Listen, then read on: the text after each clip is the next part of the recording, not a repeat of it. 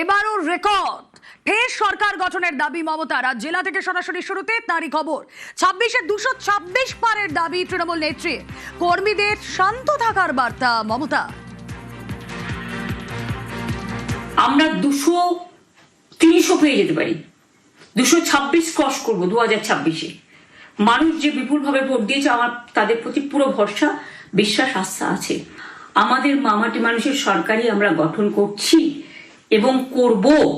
নিশ্চিন্তে থাকুন, নিশ্চিন্তে শান্তভাবে সংযতভাবে থাকুন।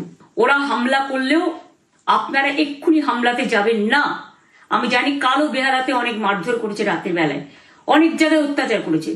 ভাঙড়ে আমার কর্মীদের যেভাবে পেটানো হয়েছে, রক্তাক্ত করা হয়েছে, এর জবাব ওদের দিতেই হবে আগামী দিন। এর জন্য আমরা ব্যবস্থা করবো।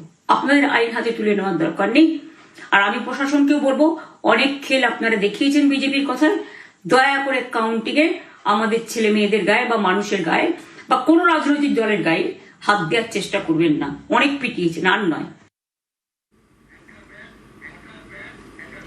ভোটে এজেন্সি ব্যবহারে তোপ মমতার নিশানায় প্রধানমন্ত্রী, স্বরাষ্ট্রমন্ত্রী।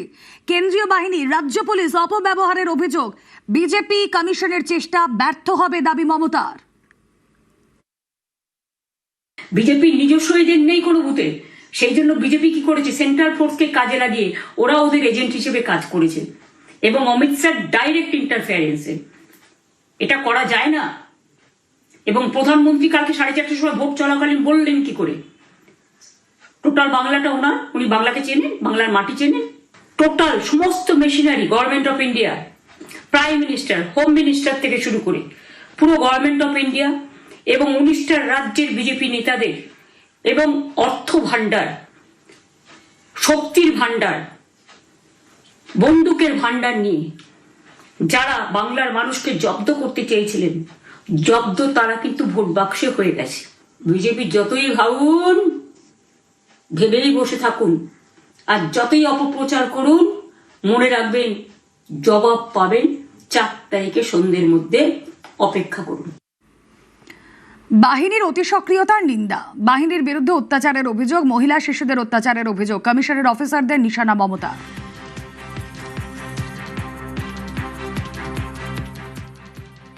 সেন্ট্রাল ফোর্স যে ব্যবহার কাল করেছে এবং তাতে যে নতুন পুলিশগুলো অ্যাপয়েন্টমেন্ট হয়েছিল, যারা আমার হাতে ছিল না, তারা ভীষণ মেয়েদের মেরেছে, বাচ্চাদের মেরেছে। যে ভদ্রলোক উদয়নারায়ণপুরে ভোট দিতে গিয়ে মারা গিয়েছে, আমি তার শোকাহত পরিবারকে সমবেদনা জানাবার ভাষা আমার নেই, কিন্তু পরিবারটার পাশে আমরা থাকবো। এবং যে তৃণমূল কংগ্রেস কর্মীরা এমনকি সাংবাদিকদেরও মেরেছে, আমি যেখানে ছিলাম ভবানীপুরে চক্রবেড়িয়ায়, আমি বাচ্চাদেরও মেরেছে, মহিলাদেরও মেরেছে, একতরফা মেরেছে। যাদের তৃণমূল কংগ্রেসরা জীবন দিয়ে লড়াই করেছেন, মার খেয়েছেন, তবুও তারা এলাকা ছেড়ে যাননি। অনেককে ইচ্ছে করে অ্যারেস্টও করা হয়েছে যাতে তারা এজেন্ট হিসেবে কাজ করতে না পারে। বিশেষ করে ভাটপাড়া, জগদ্দল, নোয়াপাড়া, এরকম অনেকগুলো জায়গা আছে। এমনকি আমাদের এখানেও ভবানীপুরে সারা রাত ধরে রেড হয়েছে। আমি সারা রাত 2 দিন ধরে দু রাত ঘুমাইনি। স্ট্রং রুম পাহারায় মমতা। স্ট্রং রুমে কারচুপির শঙ্কা মমতা বন্দ্যোপাধ্যায়। কর্মীদের স্ট্রং রুম পাহারার বার্তা তৃণমূল নেত্রী নিজেও পাহারা দেবেন বলে দাবি করেছেন মমতা বন্দ্যোপাধ্যায়। আমাদের কর্মীদের এবং মানুষকে সাথে থাকতে, যাতে কাউন্টিংয়ে সবাই সমানভাবে আজ থেকে পাহারা দেয়। দরকার হলে আমিও আমার এলাকায় পাহারা দিতে নামবো। দিনের বেলায় কর্মীদের রাখুন, রাতের বেলায় নিজেরা থাকুন, পাহারা দিন। আমি যদি পাহারা দিতে পারি, আপনারাও পাহারা দিতে পারেন। রাত জাগুন। এই সময় ওরা ইভিএম মেশিন যখন কাউন্টিং হল থেকে, যখন মানে যেখানে স্টোর করা হয়েছে সেখান থেকে যখন কাউন্টিং হলে নিয়ে যাবে, তখন কিন্তু মেশিন বদলে দেওয়ার সম্ভাবনা ওরা প্ল্যান করেছে। সুতরাং নজর রাখতে হবে যাতে কোনো রকম নেগলিজেন্স না হয়। লাস্ট অব্দি আমি যতক্ষণ প্রেস কনফারেন্স করে না বলবো, ততক্ষণ কেউ কাউন্টিং টেবিল ছাড়বেন না। এবং মনে রাখবেন যে টেবিলে যেটা কাউন্ট হয়, তারপরে ওরা কম্পিউটারে আপলোড করার সময় সেটাকে চেঞ্জ করে দেয়। মানে আমাদেরটা দিয়ে দেয় বিজেপিকে, বিজেপিটা দিয়ে দেয় আমাদের। সেদিকেও নজর দিন, সতর্ক থাকুন। এবং আমি নিজেও কাউন্টিং হলে হানা দেবো, কারণ আমি অ্যাজ এ ক্যান্ডিডেট যেতেই পারি, সেরকম সব ক্যান্ডিডেট বসে থাকবেন। 26-এ ভোটের হারে এগিয়ে কারা? অবশ্যই মহিলারা। দুদফা মিলিয়ে মোট মহিলা ভোটারের যত শতাংশ মহিলা ভোট দিয়েছেন সেটা পুরুষদের ভোটের হারের থেকে অনেক বেশি, আর এতেই আশার আলো দেখছে তৃণমূল।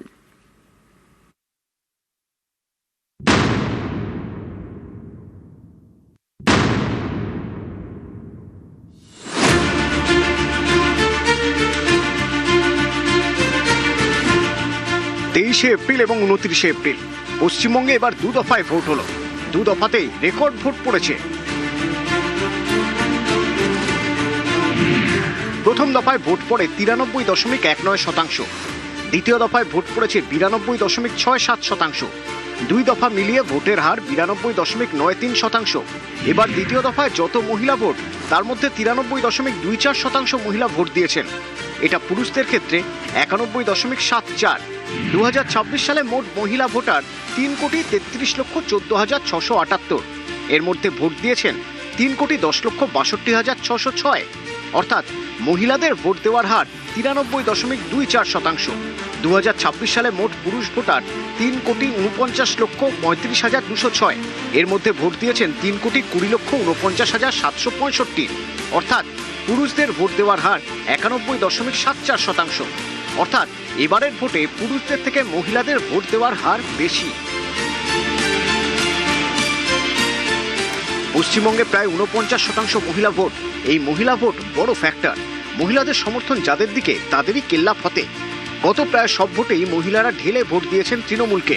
লক্ষ্মীর ভাণ্ডার সহ মহিলাদের জন্য নানা প্রকল্প তৃণমূলকে ডিভিডেন্ড দিয়েছে। এবারের নির্বাচনেও মহিলাদের ভোটের হার বেশি। 2021 সালের থেকে তো অনেকটাই বেশি। 2021-এর ভোটে মহিলাদের ভোট দেওয়ার হার ছিল 82.35%। এবার 93.24%। মহিলাদের এই ভোটের হারে আশার আলো দেখছে তৃণমূল।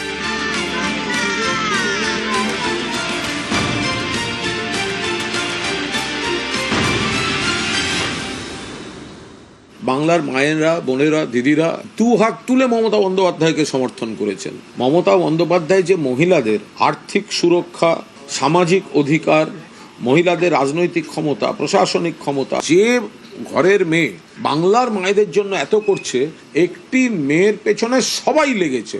তাই বাংলার মা বোনেরা বেরিয়ে এসছেন ঘর থেকে। 4 তারিখ ভোটের রেজাল্ট বেরোলে বিজেপি বুঝবে। আমি তো শুনেছি শিশুদের ভোটও তৃণমূল কংগ্রেসের পক্ষে গেছে।